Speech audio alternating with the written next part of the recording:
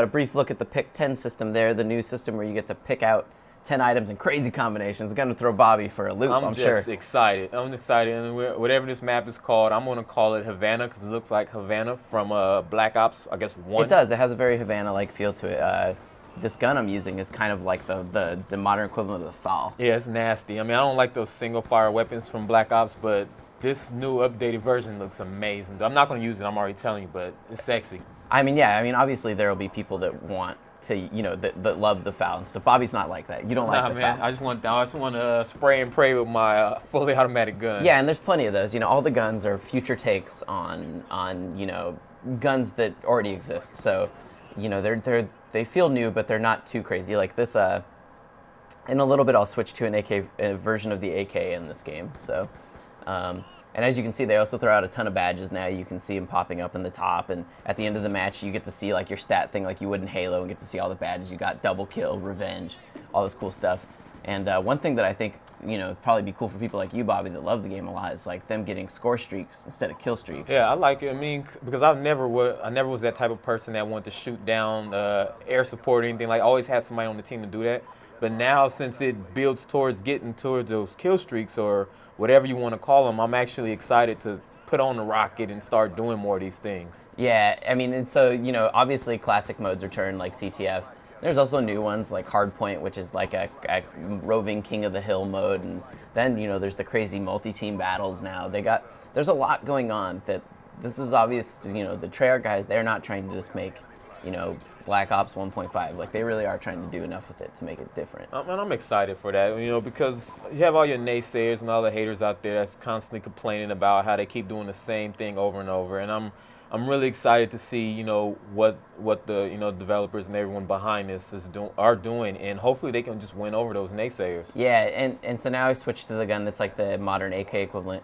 And one of the cool things is that, the perks you take now, they only affect your person. Any sort of things that affect like your gun and that, they're all attachments. So on this gun right here, I've got the red dot sight, and then I've got what's called Fast Mag, which replaces sleight of hand.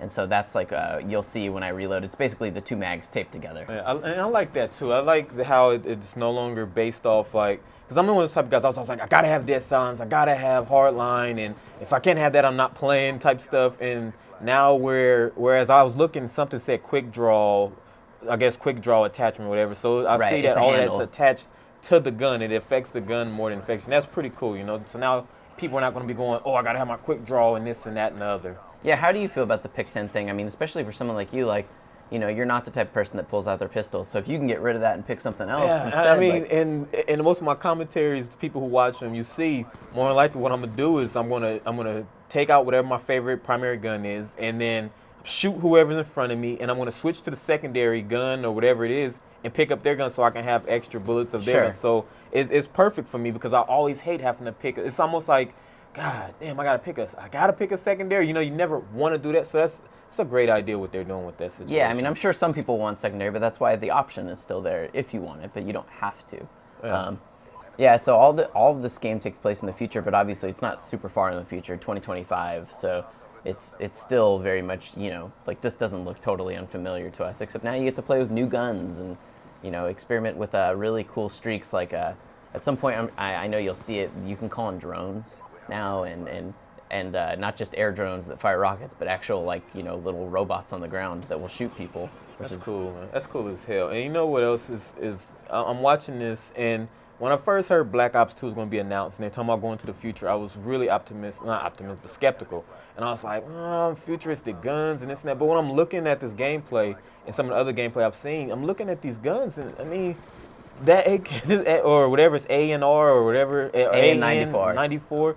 I mean, it doesn't look that different from the regular AK, and it still shoots like a regular gun. I was thinking it was going to be shooting laser beams and all that, but I'm actually excited for this. And I haven't played it, so I can't really dive so much into all these things and talk about, oh, this is going to be hot and that's going to be hot. But just from looking at it, everything is just in this one gameplay, it looks amazing. Yeah, that's the thing, is that it's all familiar enough that people that have played a lot of Black Ops, they're not going to feel so bewildered they won't know what's going on. But there's enough going on, that is new that they'll still have stuff to learn. Yeah, this map looks look like it's just been blown to pieces. I mean, it's stuff, boats everywhere, and Yeah, something's gone very wrong here. It's kind of a small map, but it's actually nice for CTF because it creates these really tight corridors. Yeah. And also, you can't see it, but you get points for everything in this game. There's actually one of the drones that I was talking about before, which you can see you can take direct control over like that if you want, or you can let it drive itself. And then it just kind of is like a little roving gun turret, which is really nice when you want to just like back it up. Basically. yeah, that's pretty cool. Because that's why I didn't really like the assault drone in Modern Warfare 3 because I didn't want to lay down nowhere and have to control it. I would have loved to have the option to go, okay, now you just do your own thing. I'm gonna follow you and still kill people while you're doing your thing. Yeah, That's I mean pretty cool. he's directly controlling it, but you don't have to. Which to me, like I like it. You can also see like there's a ton of extra points now. You get points for everything.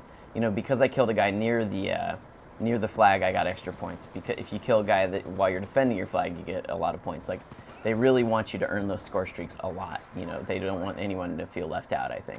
That's nasty. That's nasty. Yeah, this robot's pretty tough. I mean, look, it's totally just holding down that flag. So, but yeah, I mean, these matches are all going really fast. I'm not gonna lie. When I was playing, I had the devs on my side. Oh, what you saw him deploy right there? That's one of the new microwave.